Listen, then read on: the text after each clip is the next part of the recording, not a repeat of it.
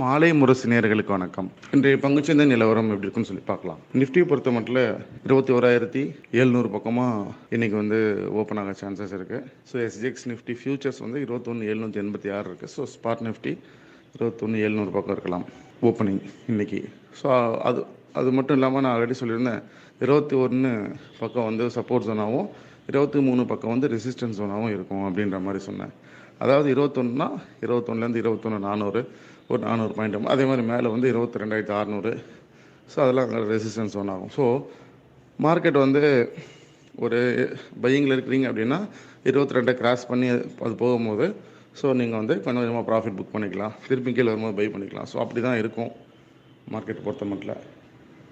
So ஃபர்தராக already ரொம்பவே பீக்கில் இருக்கிறதுனால மிகப்பெரிய அளவில் ஒரே நல்ல ஓவர் நைட்டில். So bank Nifty last week ஒரு முறை நடந்தது. ஓவர் நைட்டில் 1,500 பாயிண்ட் கேப் டவுன் ஆச்சு. ஸோ அது மாதிரி எல்லாம் மேக்ஸிமம் அது மாதிரி தான் நடக்குமே தவிர அது கண்டினியூட்டி இருக்காது. ஸோ இப்போதைக்கு பார்த்திங்கன்னா மார்க்கெட்டை பொறுத்த மட்டும் ஒரு 21, 23 அதுக்குள்ளேயே தான் சுற்றும் அப்படின்னு சொல்லி நான் எதிர்பார்க்குறேன். குறிப்பாக அந்த 22,000 நம்பரை திரும்ப திரும்ப டச் ஆகிக்கிட்டே இருக்கும் அப்படின்னு நம்புகிறேன். ஸோ ஆப்ஷன் செல்லர்ஸ்லாம் 22,000 ஸ்ட்ரைக்கை தான் ஃபோக்கஸ் பண்ணி இந்த மந்த் நெக்ஸ்ட் மந்த்லாம் ட்ரேட் எடுப்பாங்க. ஸோ இப்போ 22,000 ஆப்ஷன் கால் ஆப்ஷனை புட் ஆப்ஷனை வாங்கினா அது பெருசாக லாபகரமாக இருக்காது. ஸோ ப்ரீமியமும் கொஞ்சம் அதுக்கு எவ்வளோ தூரம் ஏறுமோ அதுக்கு ஈக்குவலண்ட்டாக தான் ப்ரீமியமும் அதில் உங்களுக்கு சார்ஜ் பண்ணுறாங்க.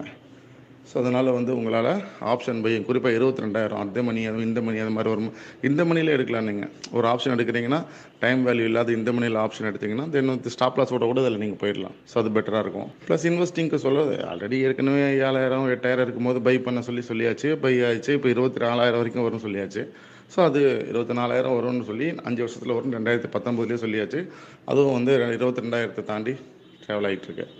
ஸோ 24,000 இந்த வருஷம் வரதுக்கு ப்ராபபிலிட்டி ஜாஸ்தியாகவே இருக்குது. ஸோ அதனால் பெருசாக ஒன்றும் எதிர்பார்க்க வேண்டாம். ஸோ நார்மலாக ஒரு டீசென்ட் ரிட்டர்ன் தான் அதிகபட்சம் இன்வெஸ்ட்மெண்ட்டில் இன்றைக்கி இந்த வருஷம் கிடைக்கும் அப்படிங்கிறத சொல்லிக்கிறேன். நன்றி, வணக்கம்.